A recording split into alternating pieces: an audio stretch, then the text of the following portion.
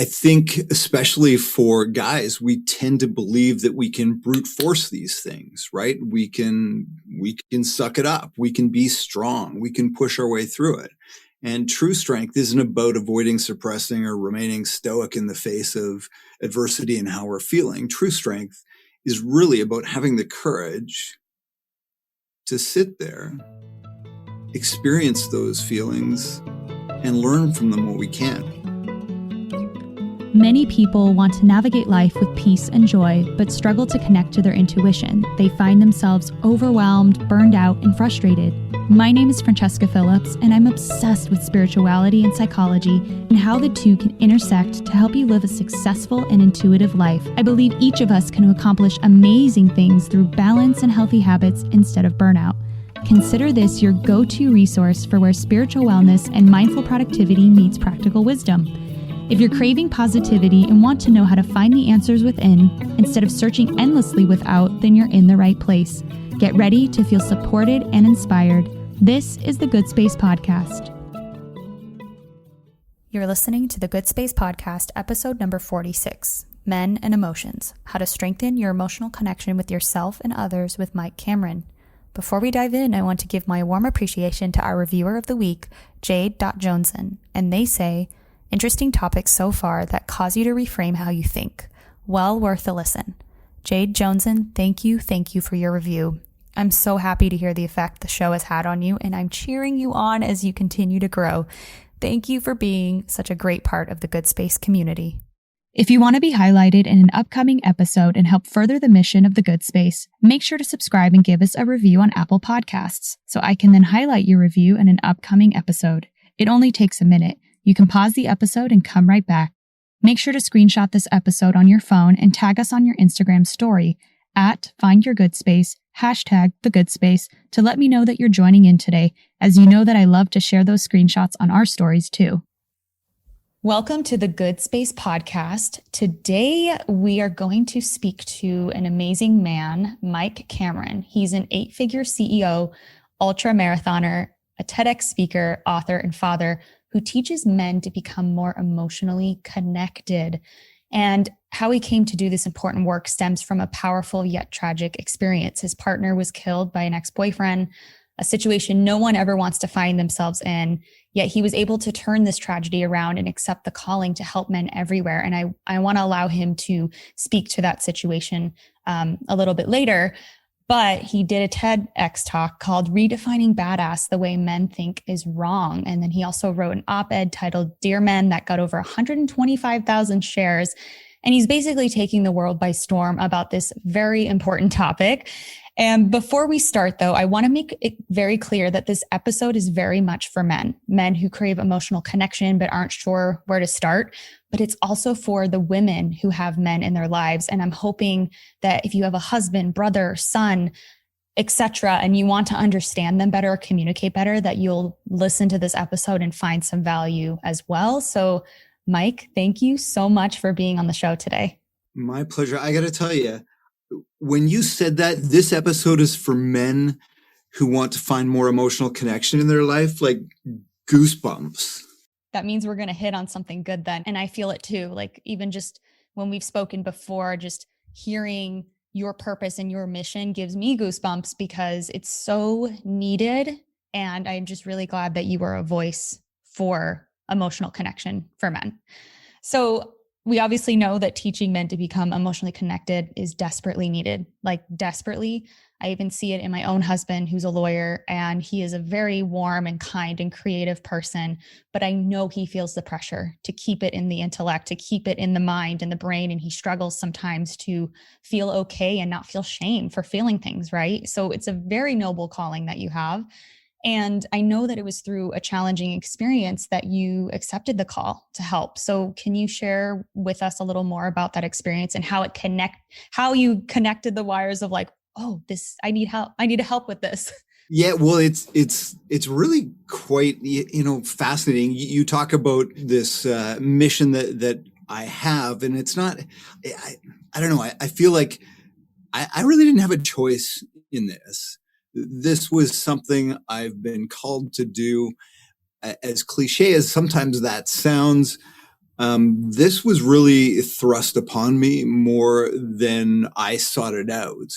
And to give a bit of context, I'll go back a little bit early in my career. And when I was in my 20s getting started, I literally started in business bagging steer manure. I worked for a garden supply wholesale company. And eventually I being the driven young man that I was, I knew that wasn't where I wanted to stay. And I worked my way up into sales for the garden supply wholesale company. And what I recognized at that point was people don't buy a bag of steer manure because they want to own a bag of shit.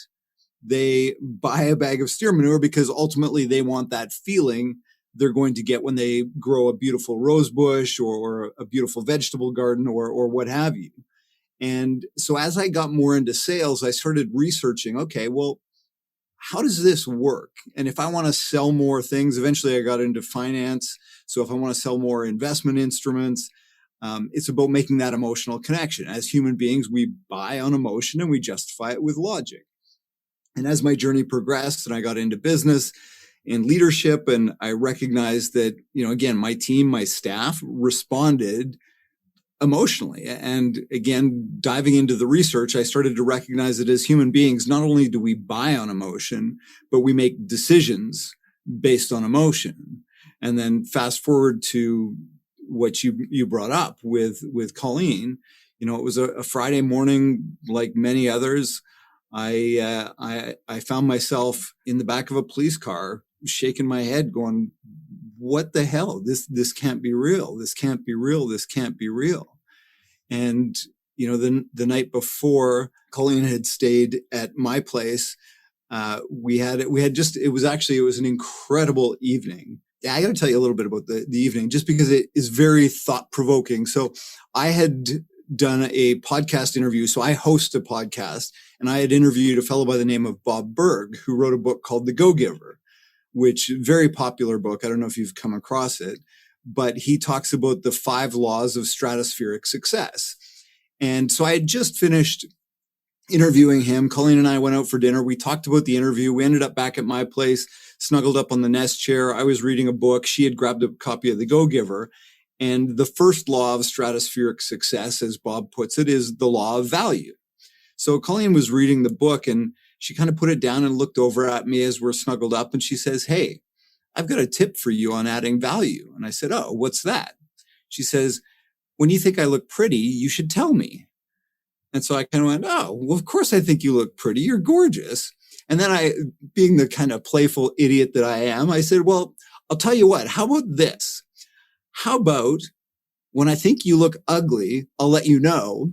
Otherwise, you can just assume I think you look pretty." And of course, that wasn't super well received, but it prompted this incredible conversation about the importance of sharing how we feel about each other. And, just sharing with the people in your life what they mean to you. So it was just this incredible conversation. And the next morning, she was a yoga instructor. So she was up early. She had to teach at 6 a.m. So 5 o'clock alarm goes off. As she gets up, I hear her rustling around getting dressed, and comes over to my side of the bed, gives me a kiss goodbye. I said, "Have fun at yoga." And I rolled over and went back to sleep. And when I got up 7 o'clock-ish, went downstairs, had some breakfast. And as was her custom, I shot her a text at about 7:10. And I said, "Hey, how was yoga?" To which I got no response. While she's not a huge talker, she's an incredible listener. And as a result, often ended up in long, drawn out conversations with her students. Again, flash forward, the morning goes on. I've got a couple of meetings and I'm texting, no response, no response, no response. I ultimately end up at lunch with some clients. And as we're walking into the restaurant, my phone rings. And by this time, you've got that feeling in your gut that something's out of character. This isn't right. Haven't heard from her all morning. And I answered the phone, and the voice on the other end of the line says, "Is this Mike Cameron?" And I said, "Yes." And he says, "This is Constable so-and-so." And I don't remember his name, and my heart just sank. And I said, "Is she okay?" And he says, "Where are you?" And I pretty much yelled into the phone. I said, "Is she okay?" He says, "Where are you? We're at your house. We're coming to you." So I told him where I was and turned around and left my clients and walked out of the restaurant. And I stood at the curb for, what felt like an hour, but was probably just 5 or 6 minutes because my house was close by. And unmarked police car pulls up across the street, gets out, walks across the street, and I walk across to meet him. And right there in the middle of the street, after identifying who I was, he said those 3 words that would change my life forever. He just looked at me and he simply said, "Colleen is dead." And that was it. It was just, this doesn't happen in real life. This is TV movie stuff. This is like, this can't be real. This can't be real. And that was my mantra. It was just unbelievable, like unbelievable. Wow. I can't even imagine. I'm like tearing up just hearing you talk about it. I mean, I'm sure obviously you've used it for this experience for good, but it's just crazy. It's just incredible how something like that can happen and your just whole world changes. And I just can't even imagine how that felt. The brain is trying to wrap your head around what's happened, but there's nothing there. And, as sort of the dust settled and as hours turned into days, turned into weeks, and I started looking at, how can I make an impact? What can I do about this? And I had a lot of people sort of come at me who know I like to champion a good cause, and I'm one to make things happen, and wanted me to go after the justice system, which certainly let her down. She'd filed all the right paperwork. She had a restraining order. She'd done all the right things. But, when I looked at that as a business guy, I'm all about getting to the root problem and not necessarily addressing symptoms. So when I looked at it, like, how do we build a better restraining order? I mean, that's like putting a Band-Aid on a ruptured jugular. And I thought, well, a better question is, how do we prevent men getting to that point in the first place? How do we prevent that man existing in the first place? And so I started asking different questions. And then to circle back to what I told you at the beginning, all of the research that I'd done in my sales and leadership journey about the impact that emotion has on human behavior kind of came full circle. I mean, this was a man that made a decision with very permanent consequences based on a very temporary emotion. And, again, when I look at, okay, so what is the actual cause of this? I mean, and that's a very, very big part of it. And, when we talk about emotional connection, and I say this all the time, the reason I'm passionate about teaching men the art and practice of emotional reconnection is because emotionally connected men don't freaking kill people. Emotionally connected men don't kill themselves. Emotionally connected men make better fathers. They make better husbands. They make better partners. They make better leaders. They make better human beings.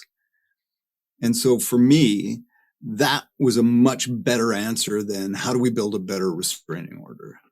A much better answer. Absolutely. I think that's really incredible that, like you said, it came full circle. So it's almost like you were primed to be able to have that revelation and that aha moment. And first of all, thank you, because I don't even know how I would handle something like that. But the fact you were able to see the nugget in that and actually like take it and run with it, that's incredible.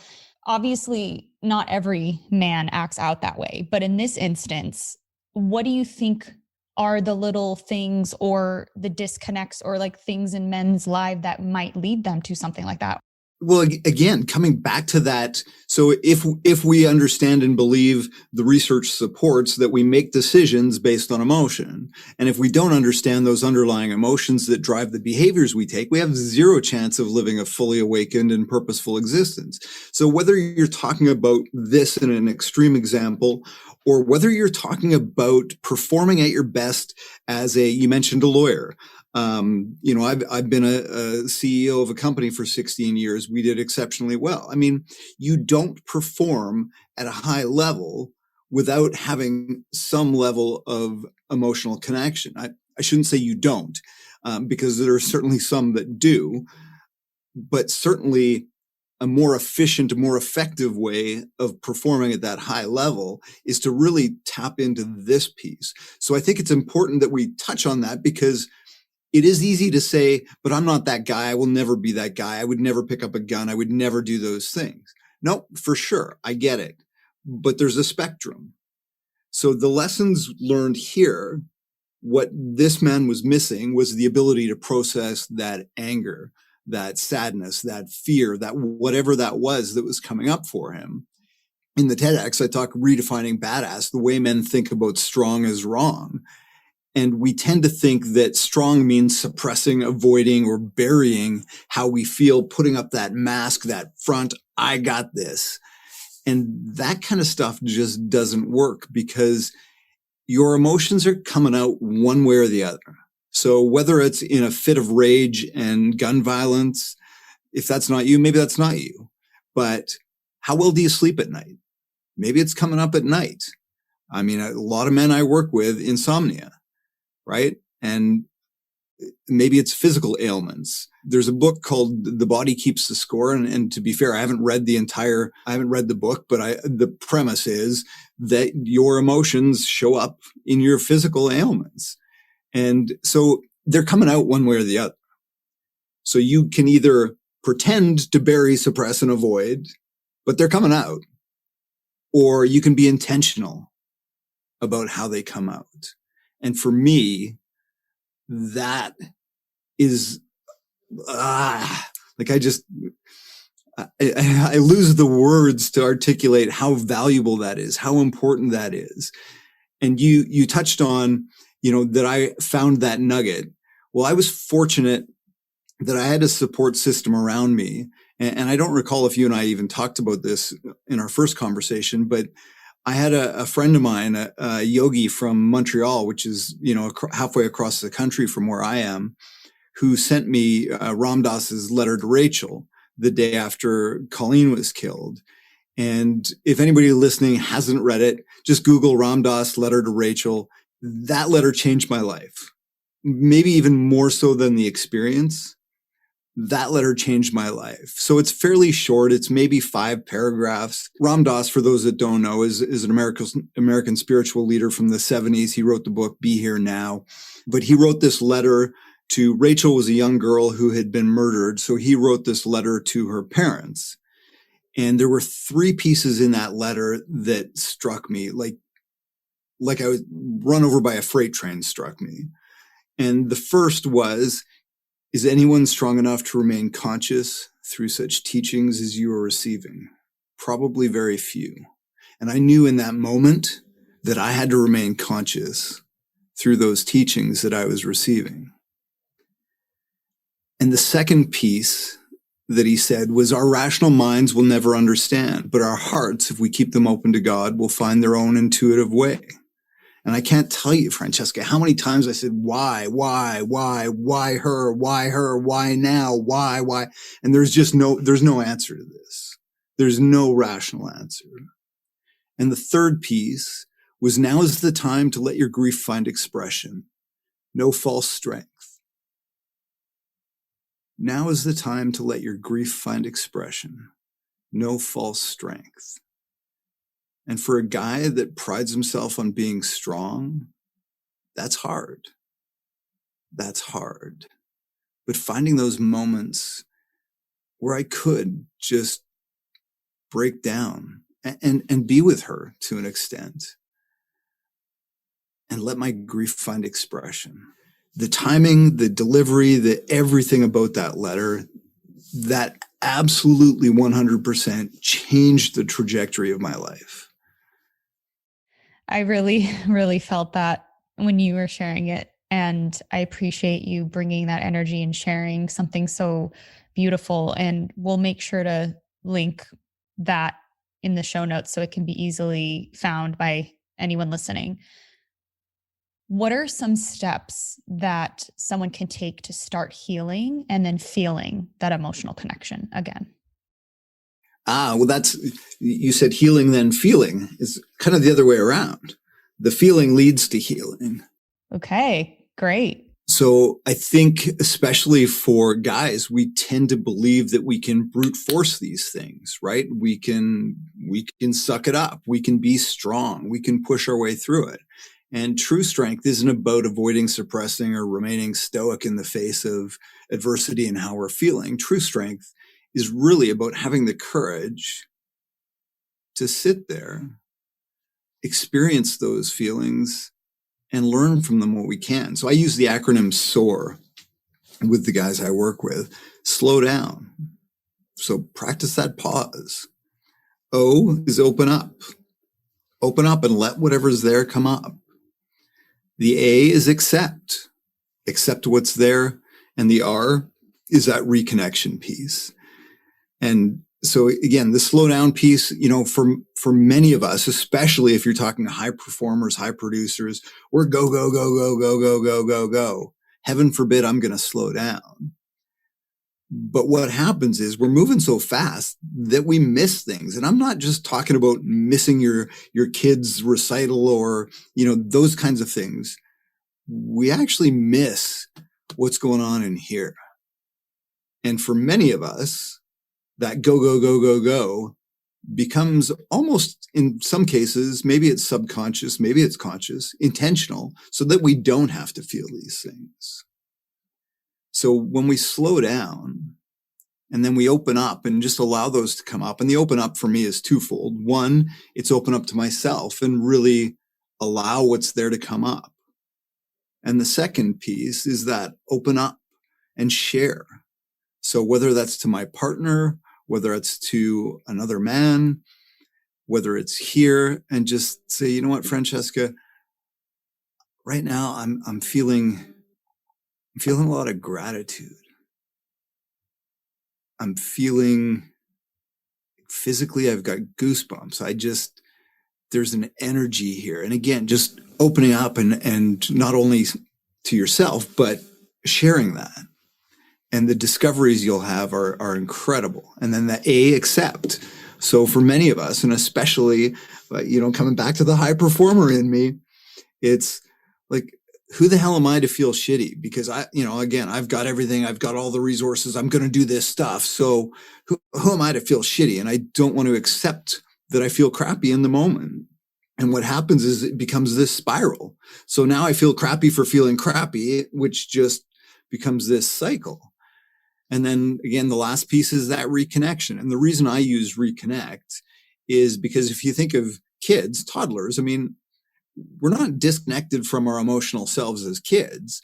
Anybody that's had toddlers knows that a 2-year-old is very good at expressing their emotions. It gets beaten out of us as we grow up. Absolutely. I know when you said that about toddlers, like, yeah, there's no way. Like, I totally see it. I don't have kids myself, but I definitely know what you mean. I think that's so helpful. Such a great acronym and way to check in with yourself. And so what about the people in a position to support men? So maybe they're noticing that they're struggling with processing emotions, or that person, they don't know how to actually talk to them about this kind of stuff. So are there things that the support can do to maybe make them feel safe enough to feel? Yeah, absolutely. So that's a great piece. And that can be a real challenge. And I've seen that too for some of the men that I work with. They're oftentimes, the men that I end up with, their partners will refer them. I also do, I work with, we've talked high performers. Again, I've performed at a fairly significant level. So I work with a lot of men in that arena, but I also work with a lot of sort of average everyday Joes, whose partners will send them to me because they're looking for a little more for them. They see they're hurting and they want more for them. But sometimes what happens, and I've seen this a few times, not a lot, but there's varying degrees, is when the man starts to get a little more connected, it can be intimidating for their partner, because for a lot of partners, that's the role they've filled. They're the emotional support. So, oh my goodness, what happens if Mike starts to get connected with himself and he doesn't need me for that emotion? Am I irrelevant now? So it can be scary for a partner who watches a man evolve. So I think that's one thing to be mindful of if that starts to come up for you as a support person. And it may not be as direct as I'm scared they won't need me anymore because they're figuring their own crap out. But there's often an element of that comes up. So as you said, it's about creating that safe space and saying, hey, babe, you look like you're really stressed today. I'd love for you to just tell me about it. I'm not going to give you any advice. I'm not going to fix anything. I just want to hear about it. What's going on in there? And then that's a practice too.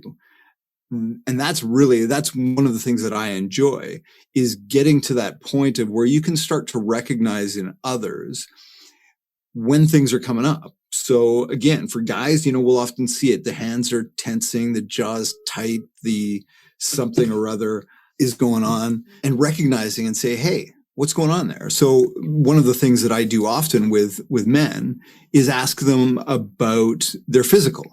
So as guys, we tend to be pretty good at recognizing what's going on in our physical being. So, when you see that tension, and sometimes again, it's that clasping of the hands. So I'll say, hey, Joe, what's going on there? I see, your hands are going, or your foot's tapping, your legs bouncing. What's going on there? Oh, I just got this energy and it's, I don't, okay, well, tell me about that. So then we start looking at the physical and it's okay. Well, where's that coming from? What are you feeling up here with that? And usually when we can then make that connection, that's when things start to flow. So, but that's a real skill. That's an art and it's a practice. So part of it, I think from a support system standpoint and a relationship standpoint, it's about being intentional. And this is something that you can do for each other. So, you know what, babe, let's sit down on Tuesday night and let's just talk about what's going on. So I will I'm almost always start with a meditation. So just 5 minutes, maybe 10 minutes, and just get right here, right now. That slow down piece. So what if you did that with your partner? Hey, babe, Tuesday night, 7:00, let's just sit down. Let's put on some soft music. Let's just slow down. I'm going to put 5 minutes on the clock. I want you to just look at me, or what my partner and I do, we call it forehead time, is we go forehead to forehead. And that's become a thing for us. And it's amazing because anytime either one of us needs more connection with the other, now we don't have to explain it at all. Hey, babe, I need a little forehead time. Okay, when? How about tonight at 5 after dinner or, whatever. But creating that intentional space, like I said, starting with that slowdown is huge. And then going through that checklist. Okay, so what's going on for you physically? And just share with each other, put a timer on the clock if you want to. Just articulate for 1 minute, for 30 seconds, for 10 seconds. You might want to start small. What are you feeling physically? My jaw's tight, legs are a little sore. I had a run this morning. Okay, so how does that equate emotionally? What are you feeling? I'm feeling calm. I'm feeling peaceful. Or, maybe it's my jaw's tight. I'm tense. I'm freaking angry. I'm pissed off. Okay, well, tell me more about that. And again, it's not about fixing anything. And that's the biggest thing. And especially for us guys, right? We want to fix everything. Yeah. Yep. Absolutely. And I love everything you're saying. And in my head, I'm like, I want to do this with my husband, but I'm going to speak for people who are probably listening and thinking, oh, I wish my partner would want to do something like this. Cause there's sometimes where like, I want to know what's going on. And it's like, I don't want to talk about it. Like, cause talking about it just makes me revisit the pain and it's just like shut down. And, there's been times where I've gotten my husband to do 5 minutes of yoga. So if they're not open to meditating, maybe it could be a physical, gentle movement. But I'm just thinking if this is such a new concept for your partner, or they're usually just like, they're already in that shutdown mode of like, I just don't want to revisit it. Is there a way to present it to where it's like, let's just try it? Yes. So you said, talk about it. I don't want to talk about it. So I'm not necessarily advocating talking about it. I'm just telling you, I want you to share with me what you're feeling. We don't need to talk about it. We don't need to talk about it. I just want you to tell me what you're feeling. We're not going to talk about it. You're going to tell me how you're feeling. I'm not going to offer you any advice. I'm not going to give you any feedback. We're just going to sit here and I want to know how you're feeling. And one of the things for guys that we run into a lot is, I love you so much, Francesca. I don't want to burden you. I don't want my feelings to be a burden. And so what I talk to the guys about often is, okay, I get that. Like, you don't want to burden them. You care so much for your partner. You're carrying this giant weight. Last thing you want to do is take that weight and put it on their shoulders. I said, but think about this. How powerful is it when you can say to Francesca, I trust you so much. I care for you so much that I'm going to open up my heart and I'm just going to share with you what I'm feeling. I don't need you to carry this for me. And I just say, how powerful is that connection? Yeah. So it's about just, again, creating that space and making it safe. The forehead time thing. So I actually created a video because I've had a lot of guys that love the idea, but they don't know how to approach it either. So they don't know how to bring it up to their partner. So I've got a video that goes something to the effect of, hey, if you're watching this, it's because somebody who really cares about you wants a deeper connection with you. So let me share with you what my partner and I do. And then I outline the process. It's like 2 or 3 minutes, but it's a great little tool. So if women want to send it to their men, they can, because like I said, I open up with, if you're watching this, it's because somebody who cares about you deeply wants a deeper connection. And like, how do you get annoyed by that? You wouldn't. I love that. So for some reason, this keeps coming to my heart. So I'm just going to ask it. What about kids?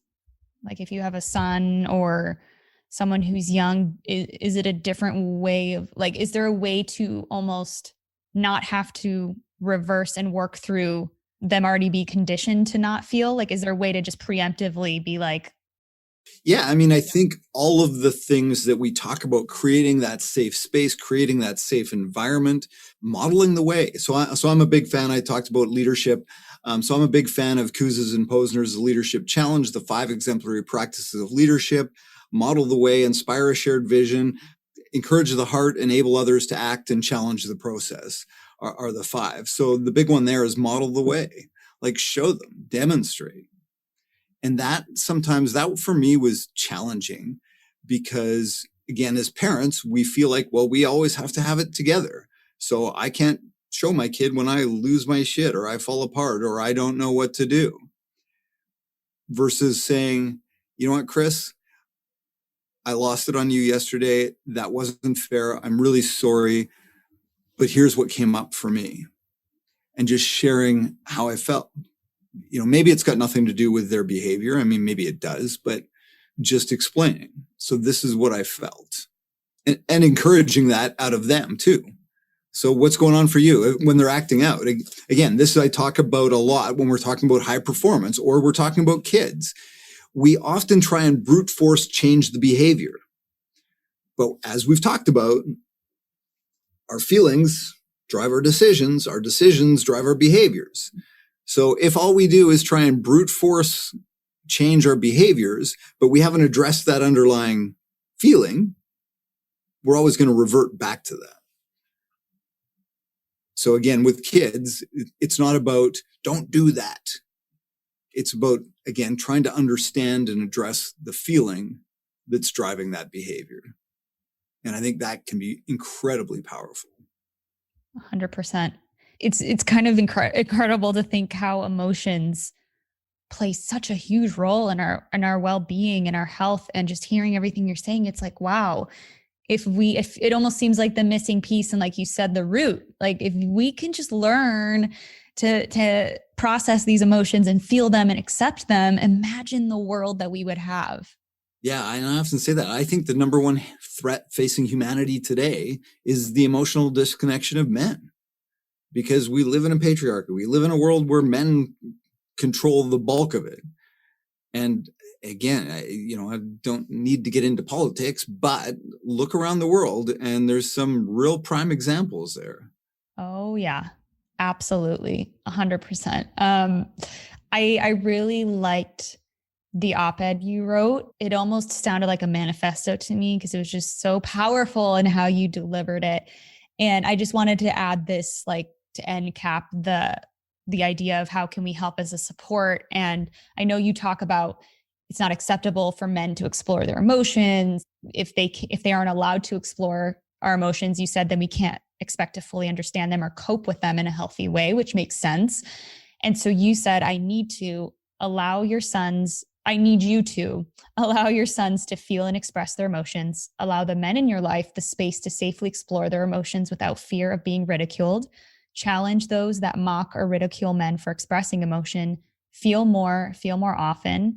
Are you asking all other men, or is this more like everyone? Well, I mean, this is absolutely applicable to everyone, but certainly, in that particular article, I was approached by our national paper to write that piece, and that was specifically, again, it's not the calling out, the finger pointing. It's the, here's how we can make an impact, because I know that there are more good men than there are bad. The problem historically has been the good men have said, yeah, but I'm not part of the problem. And what I'm saying is, when it comes to domestic violence, because that's what we're talking about, and obviously that's near and dear to my heart, it's not enough to just not be part of the problem. We have to actively be part of the solution.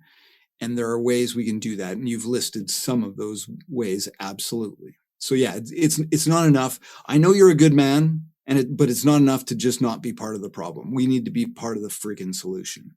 Absolutely. I love that mindset. I know you said earlier that a lot of times partners will introduce their husbands to you. What other ways do men find you? Well, again, that article was unbelievable. It exploded. It was mind blowing to me how much that, like, I had calls from Australia, and it was all over the place. So that, and again, just word of mouth. I mean, I do a lot of work. It's funny. I've got quite the range. So, from high performing sort of CEO types that I work with one-on-one, to I've run a free men's group that we meet every Wednesday night, and, anybody's welcome to show up. So, and then in between, I've got, some group coaching that I do, and again, specific to men. And, I think it's easy as we start to discuss this more from a mental health standpoint. It's easy to dismiss it and say, yeah, but I don't have any mental health struggles. It's like, okay, but if mental health on a spectrum, one being I'm completely psychotic and I don't know what 10 is, but you're probably somewhere along that line. And it's like physical fitness, right? I can't say, okay, well, and for me, I mean, I'm 52 years old. I just turned 52, and I'm probably in the best shape I've ever been in my life. But the reality is, if I stop working out, it's not going to take very long before that goes downhill. So how do we keep that practice up? Again, how do the men get to me? Yes, lots of introductions from partners who will share my stuff. Because again, a lot of the men, I think, are afraid to share some of this kind of stuff because it's not super acceptable.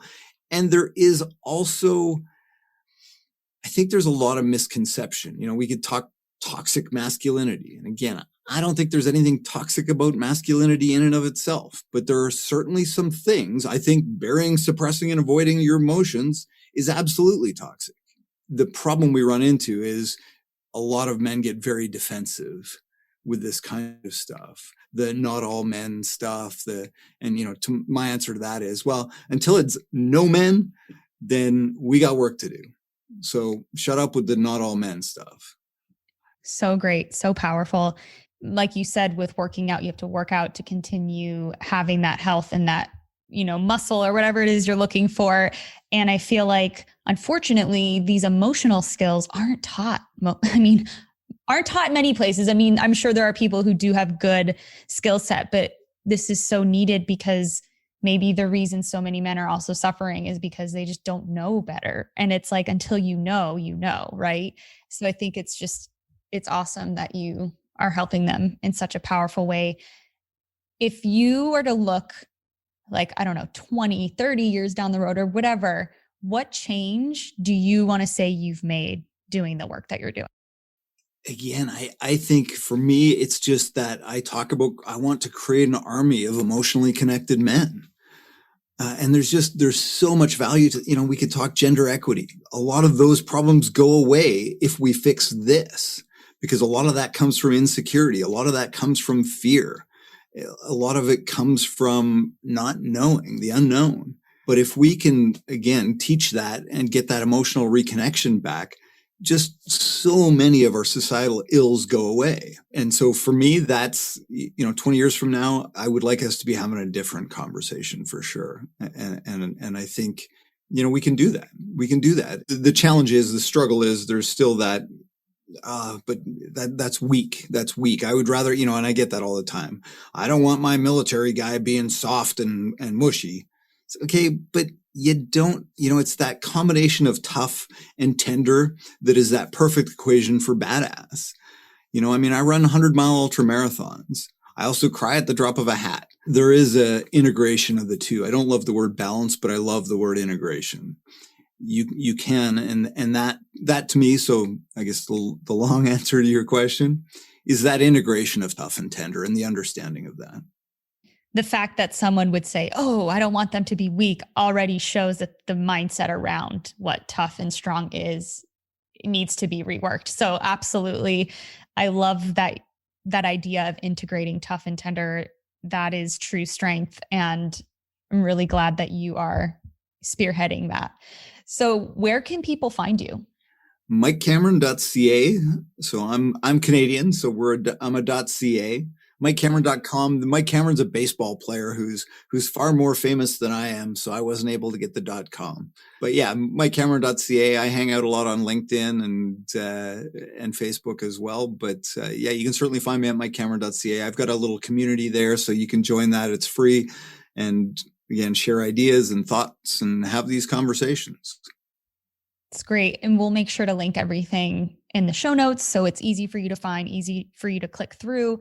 What are some books that you would either recommend or that you're reading that you really love right now? Well, I have to plug my own book, Becoming a Better Man When Something's Got to Change. Maybe it's you. The other one that I'm reading right now is Julia Cameron's Right to Write. The other one I have on my desk is, I think it's called Out of the Woods. It's a doctor's journey through addiction. I have a few people I work with addictions issues, so that's for me. I'm again part of my growth. One of my favorites is The War of Art by Stephen Pressfield. That's one of my all-time favorites for sure. That's one of those ones you read every year and you come back taking different things away because you as a person has changed within that year. And so I love that. And we'll make sure to link your book as well so people can grab that. And if there was one takeaway that someone could walk away with, practice the pause. Practice the pause. Just take that 30 seconds, 60 seconds. Take that breath and notice what's going on. 60 seconds won't cost you anything, but it could change your life. It really, really could. And we get so caught up in this, yeah, but I'm busy. Bullshit. You can take 60 seconds. And when you do, like, that can literally change your life. Again, coming back to my story. Imagine if you'd taken 60 seconds. Whew, I've never articulated that. I'm getting goosebumps right now. But imagine that. If he had practiced the pause before he pulled that trigger.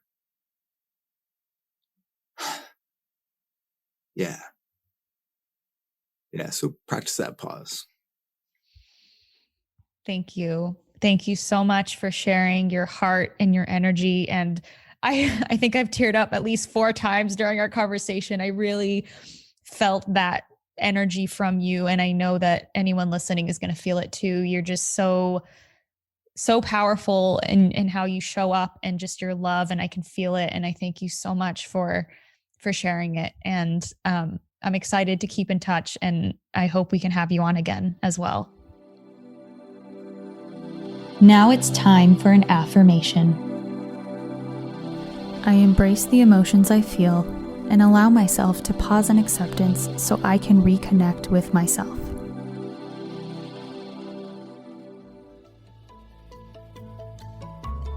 If you found today's tips inspiring or thought-provoking, share it right now on social media and make sure to tag me at Francesca A. Phillips or at Find Your Good Space, and also weigh in the comment section at findyourgoodspace.com. You can find links in the show notes. And if you have a spiritual or mindfulness problem that you want me to unpack on an upcoming The Good Space episode, or an awesome manifesting story you want to share, give my podcast phone line a ring right now at 917-719-0867. Also, don't forget to download my free morning routine guide. It's what helped me reduce my anxiety, increase productivity, and so much more. The link to everything I mentioned is in the show notes. See you soon.